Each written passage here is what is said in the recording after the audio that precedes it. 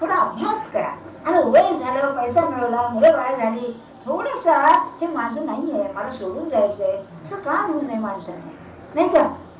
तयारी ठेवावी की हो, की आता नवरा काय बायको काय. मुलं बाळांचं म्हणत नाही मी, स्वाभाविकतः ते जगतात, तरुण असतात, पण दोघांनी अशी का तयारी ठेवू नये, किंवा त्या दोघांपैकी कुणीतरी एकाने आता जायचं वेळ आलेली आहे, नाही का? बरं, अशी खात्री आहे का मी 100 वर्ष जगणार आहे आणि जगू नका, बरोबर? हो, कारण आहे त्याचं. अहो, तुम्ही जर आजारी पडलात तर दवाखान्यात ठेवण्याचं मुलांना सहन होणार नाही, इतका पैसा लागतो, त्यापेक्षा मेलेलं बरं, अशा परिस्थिती आहे.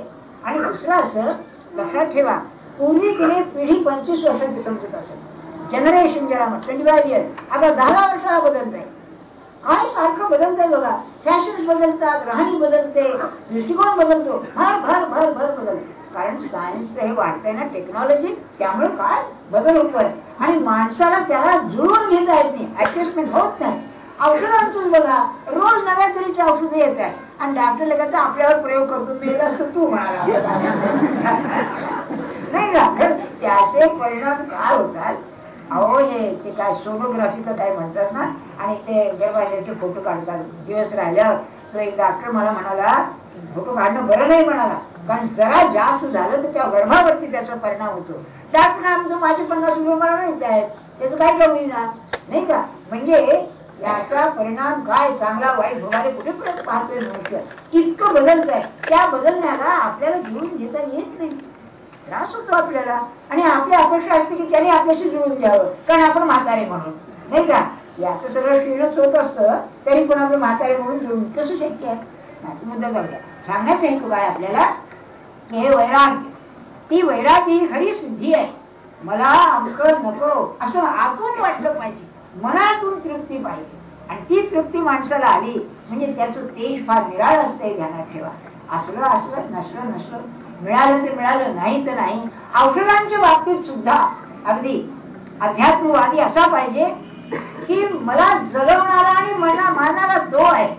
औषध मला जगवत नाही आणि मारितही नाही, किंबहुना माझं जगणं ज्याच्या हातात आहे, त्याची कृपा असेल तर काही झालं तरी मी जगेल, आणि त्याचा हात गेला मला जगताच येणार नाही. ही वृत्ती झाल्यानंतर कशाला तो अपेक्षा करेल?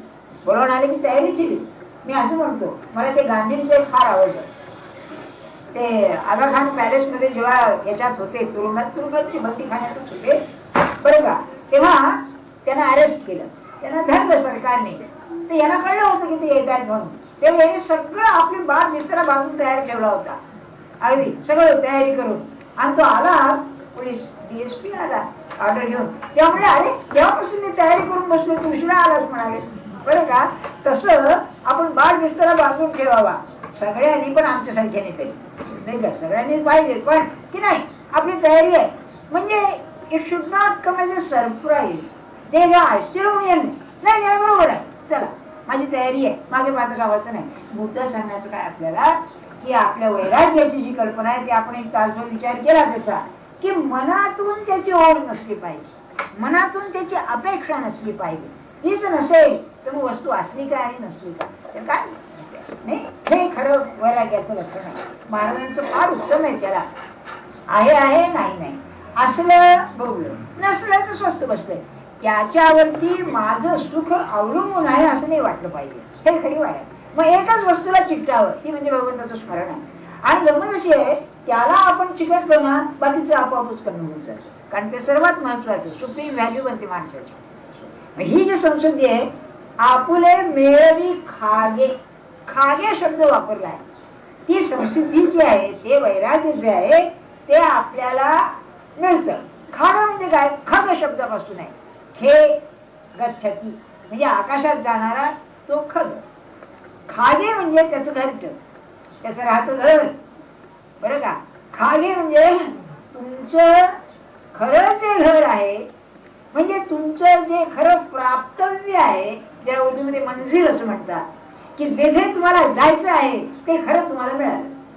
म्हणजे परमात्मा जाऊच दे, वैराग्य आलं की सगळं आलं.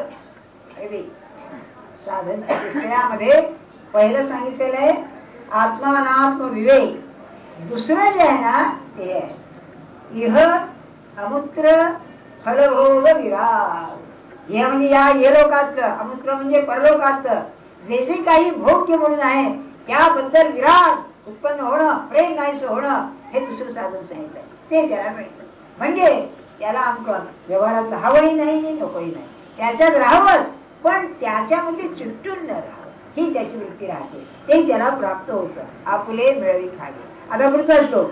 असक्त बुद्धी सर्वत्र जितात्मा विगत स्पृहा नैष्कर्म्य सिद्धी परमाम संन्यासेनाधिगच्छति. एक एक गीतेचा श्लोक म्हणजे काय सांगू तुम्हाला. आता श्लोकाचा साधा अर्थ बघा बरं का. असा जो वैराग्य बुद्धी ज्याला झालेली आहे त्याच्या बुद्धीची अवस्था काय असते. आसक्त बुद्धी सर्वत्र, या संबंध दृश्य जगताबद्दल कोठेही न चिकटलेला असा तो असतो. म्हणजे मला एक अवघड शेर आठवतो, मागे मी सांगितलं आपल्याला, महाकवी होऊन गेलाय का आपल्याला, राजा नव्या अलीकडे होऊन गेला देशवाचा. ते म्हणाले, दुनिया में हूं दुनिया का तलबगार नहीं, मी जगात आहे पण जगाची इच्छा करणारा नाही. तलबगार म्हणजे इच्छा करणारा असं. नाथांच्या भारुडामध्ये हा शब्द येतो. मग मृत्यूची तलब आली म्हणून बरं का. तर दुनिया में हूं दुनिया का तलबगार नहीं, मी या जगात तर मला काही पाहिजे असं नाही. पण दृष्टांत दिला, बाजार से गुजरा हूं खरीदार नाही. बाजारातून चाललो आहे पण मी काही विकत घेणारा नाही. खरीदार म्हणजे कस्टमर बरं का. बाजार से गुजरा हूं खरीदार नाही. तसं आपण या जगात राहिलं पाहिजे. चाललंय सगळं, चाललंय, बाजार भरलेला आहे, चाललाय. समर्थांची मनाची आपल्या ह्याच्यात दाजवात हात भरला संसाराचा, नफा पाहावा देवाचा, तरीच या कष्टाचा पर्याय होय. हे कष्ट सार्थक केव्हा लागतील. बाजार भरलाय, खेडेगावचे बाजार, तो 8 दिवसानंतर पुन्हा काही मिळायचं नाही, मिळायचं ते वेळ, तेव्हा अरे अरे बाजार भरलाय, संध्याकाळी बाजार उठायच्या आतमध्ये तुम्हाला पाहिजे ते घ्या, तरच हे कष्ट केल्याचं सार्थक आहे, नाही तर नाही असं ते आहे. म्हणून जितात्मना असक्त बुद्धी सर्वत्र राहा पुढे. आणि खरंच अशी पाहिजे, तुम्हाला जे मिळालंय ना, वरची जागा मिळाल तर घेऊ नका असं नाही, पण त्याला तर लाचारी ही मनाची आहे बरं का. याच्यामध्ये तुमची महत्वाकांक्षा नाहीशी करा असं मी मुळीच म्हणत नाही. समजा खालचा मनुष्य वर गेला, त्या 2 पक्ष आहेत. तुम्ही जसं खालच्या माणसाला ओलांडून वर गेलात तसा तो तुमच्या हलवून वर गेला, हे शक्य आहे ना, तेव्हा ती तक्रार करायचं कारण नाही. समजा असं झालेलं नाही आणि तुमच्यावर अन्याय झाला, रिप्रेझेंटेशन करा. अगदी वकिलाकडून नोटीस द्या, काय ते रिट पिटिशन काय म्हणतात ना ते करा. पण मनाने अस्वस्थ व्हायचं कारण काय आहे. कारण आज आहे ते आहे, आज नाही होत नाही ते माझे आहे ते. आपण काय करतो मग देवपूजा वगैरे सगळं जाऊ द्या, अलीकडे डोक्यात ते जज कोण आहे, तो कसा आहे, काय आहे, वकील कोण काय, हे सगळं भानगडी नाही का. म्हणजे आपण जे कर्म करतो त्या कर्मामध्ये मनाने इतके जातो की ज्याला ते कर्म व्हायचं आहे त्याचं बेपत्ता होऊन जातं. असं नाही होत ते. म्हणून ते कर्म असं पाहिजे, कुसुमासारखं पाहिजे, ज्याला सुगंध पाहिजे, भगवंताच्या प्रेमाचा सुगंध पाहिजे, तरच ते भगवंताकडे जाईल. म्हणून असं तर बुद्धी सर्वत्र जितात्मा, ज्याने आपले विकार जिंकलेले आहेत, विगत स्पृहा, वासना नाहीशी झालेली, नैष्कर्म्य सिद्धी परमा, नैष्कर्म्य नावाची परमसिद्धी संन्यासेनाधिगच्छति, संन्यासानं त्याला मिळते. आणि गीता असे गौड बंगाल आहे, एकीकडे कर्म कर म्हणते, एकीकडे संन्यास घ्या नाही काय, लवडच आहे. सांगतो आपल्या याच्यात काय त्यांच्या म्हणण्याचा भावार्थ कळला पाहिजे. म्हणून मी आपल्याला एकदा म्हटलं ना की भाषा बदलत जाते, माणसाच्या भाषेचा अर्थ बदलत जातो, नवीन नवीन अर्थ येतात आणि एका शब्दाचा जुना अर्थ लोपूनच जातो.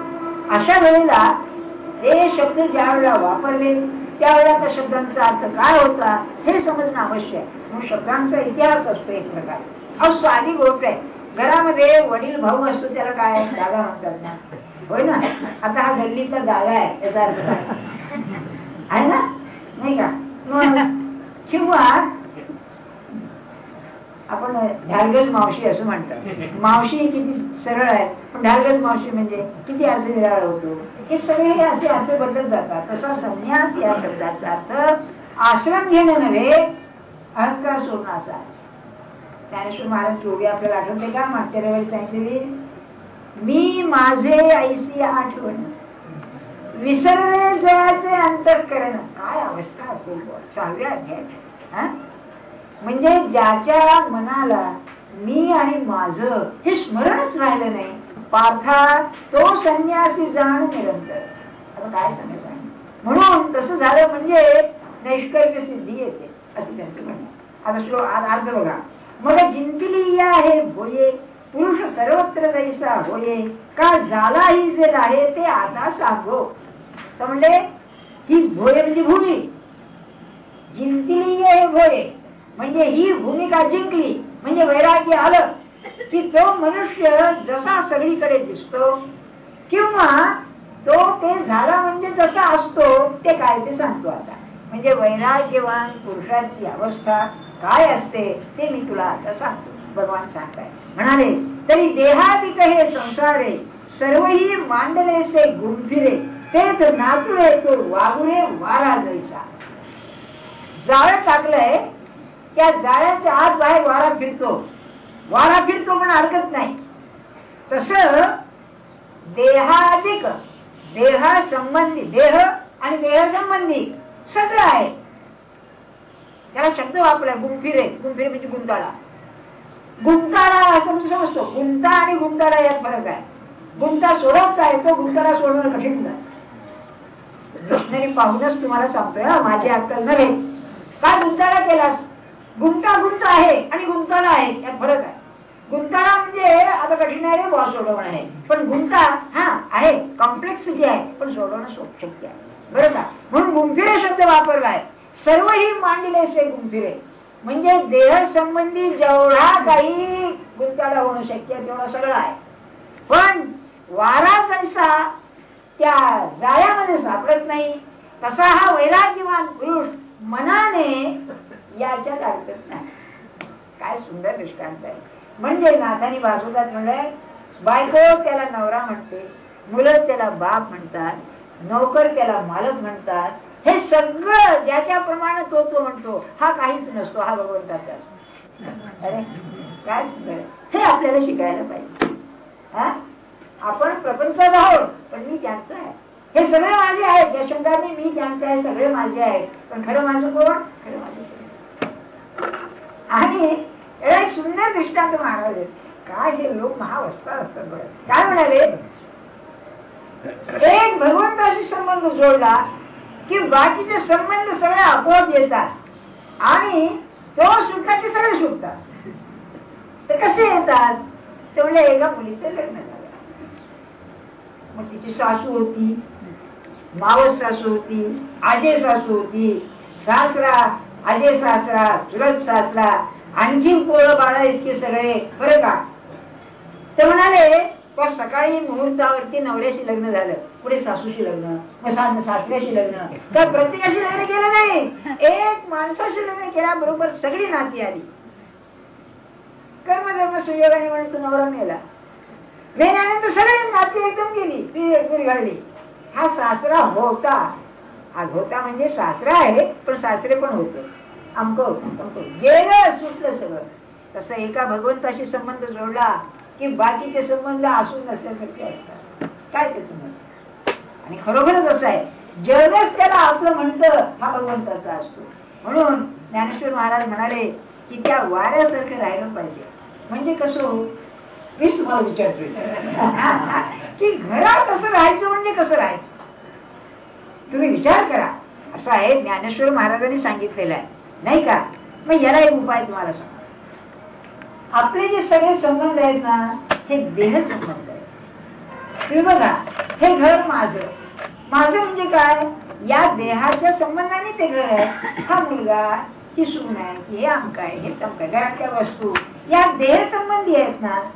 या देहाशीच माझा संबंध दुरावला, सुटला नव्हे. सुटला म्हणजे मेला असं काय करता, दुरावला की हा मी वेगळेपणाने पाहायला लागलो. तर ह्या सगळ्या वस्तू त्या देहाशी संबंधित आहेत, माझ्याशी नाही तशी वृत्ती होईल. म्हणून या देहातून जर मी निसटलो, या देहातून मी जो बाहेर पडलो, म्हणजे या देहाला मीपणाने पाहणं मी जो सोडलं, तर देह संबंध जे सगळे आहेत ते असून सुद्धा नसल्यासारखे. म्हणून आपण हे ते संबंध सोडायचा प्रयत्न करायला नको.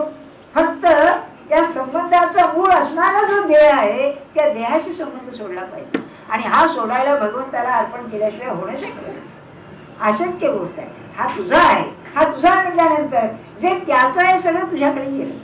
म्हणून देहादिक आहे संसारे सर्वही मांडले से गुंफिरे तेच नातुडे तो वागळे वाराले. आणखी दृष्टांत देत आहे. परिपाकाची वेळे फळ देठे ना देठू फळे न धरे खुळे सर्व. आता असं सांगताय सगळीकडे गुंतलंय कशामुळे? स्नेहामुळे. स्नेह चिकट असतो. त्या काकड आरतीमध्ये स्नेहामध्ये भिजविला, त्रिगुणात्मक काकडा केला आणि तो स्नेहामध्ये भिजविला. स्नेह म्हणजे ममत्व, बरं का? ममत्व जे आहे ते स्नेह का चिकटत ना, प्रवाही आहे, चिकट आहे, म्हणून ते स्नेह. तर म्हणाले ज्ञानेश्वर महाराज म्हणाले की मी कुठे कुठे चिकटलेलो आहे? तर माझेपणाने चिकटलेलो आहे. माझेपण कसं आहे? माझेपण मित्रत्वानं आहे, माझेपण शत्रुत्वानं आहे. जगात दोनच गोष्टी मिळाल्या, हे माझं आहे हे माझं नाही, पण माझंच. म्हणून हे माझेपण जर गेलं, मोकळं झालं तर संबंध सुटले. म्हणून म्हणाले की एखादं फळ आहे, देठाला लागलेलं आहे, देठाला लागलेलं आहे, तोडायला गेलात तर कच्चा आहे तो पण तोडावं लागेल, मग त्यातून चीक निघेल, अंकोल त्यांना. समजा झट पिकलं, पिकल्यानंतर हात लावल्याबरोबर हातात येईल, आपोआप येईल.